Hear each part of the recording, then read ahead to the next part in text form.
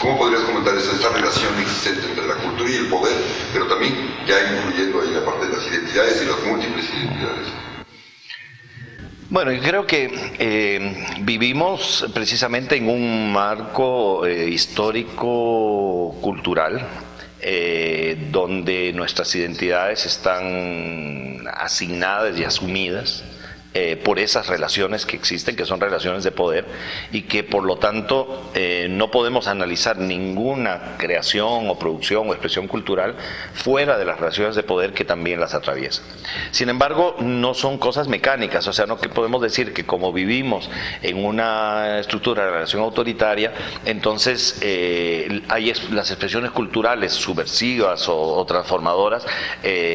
o los factores de identidad subversiva o transformadora no pueden existir. Más bien sí, existen como resistencia, existen precisamente en las relaciones autoritarias como prefiguraciones de algo que podría ser distinto.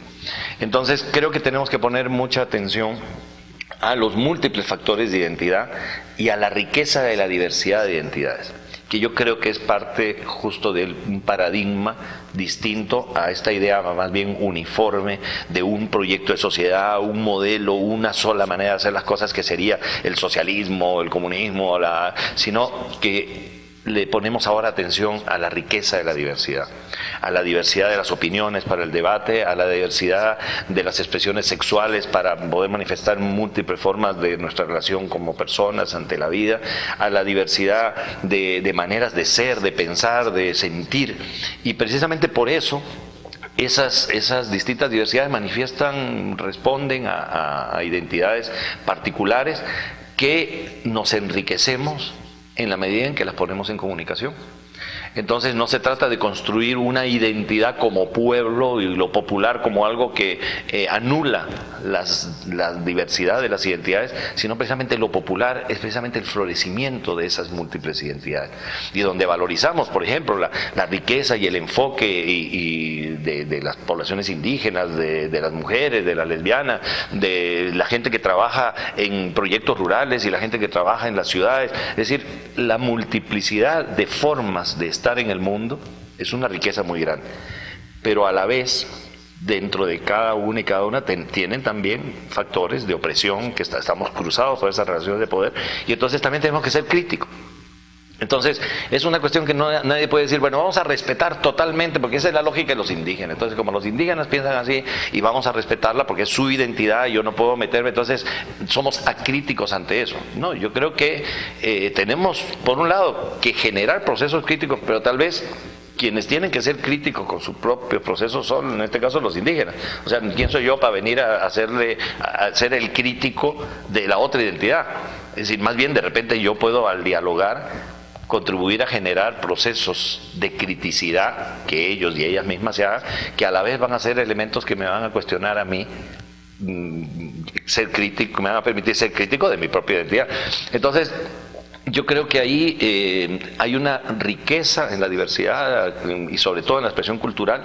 que tiene que atravesar estos procesos. No son solo ideológicos, o sea, los elementos que nos llevan a hacer cosas transformadoras no son solamente ideas, no son solo razones, hay una emotividad que viene por identificaciones que hacemos con causas, con convicciones y con personas que va más allá de las razones formales. Y entonces me parece que, por ejemplo, cuando uno ve un movimiento social como el de la lucha contra el Tratado de Libre Comercio en Costa Rica, que genera, digamos, un proceso de movilización tan grande, ahí se generaron procesos de identificación con un modelo, un proyecto de país, pero además con una manera de encontrarnos como personas. Era una identidad que se construyó en esa lucha, que es la que nos va a marcar por muchos años, pero se construyó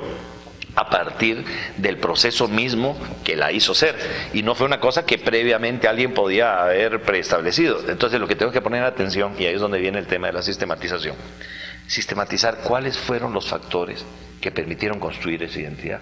cuáles fueron los factores poderosos y cuáles fueron los factores débiles. Y entonces nuevamente la reflexión crítica sobre nuestra práctica es la que nos va a dar pistas de qué cosa hacer para el futuro. Por eso la sistematización de las experiencias sí es para apropiarnos del pasado, pero es principalmente para apropiarnos del futuro. para poder tener elementos de cómo queremos hacer las cosas a partir de lo que realmente ha ocurrido y no de lo que idealmente pues nos gustaría que ocurriera. Y eso es algo que no hacemos suficientemente, no aprendemos suficientemente de nuestra práctica de cada día. ¿Por qué? Porque no le dedicamos el tiempo, porque no tenemos una metodología que nos ayude a rescatar permanentemente eso, porque pensamos que la sistematización es algo que se hace una vez en la vida o cada 10 años, y no de repente un ejercicio cotidiano que es una dimensión con la cual alimentamos nuestra práctica. En la medida en que empezamos a hacerlo y se nos convierte en una especie de manía, la manía de hacer reflexión crítica sobre lo que vamos haciendo, de repente empezamos a generar una capacidad cuestionadora y renovadora de nuestro quehacer, que es la que nos va a permitir dar pasos mejores para adelante, ¿no? Entonces yo creo que ahí es donde se juntan un poco los elementos de construcción de identidad y la posibilidad de identificar factores que nos permitan reforzar los elementos transformadores de la construcción de identidad y convertirlos, por lo tanto, en factores de un poder transformador, y eliminar o reducir o enfrentar los factores de disminución de identidad, de anulación de las identidades, que son factores que no nos permiten crecer y transformar.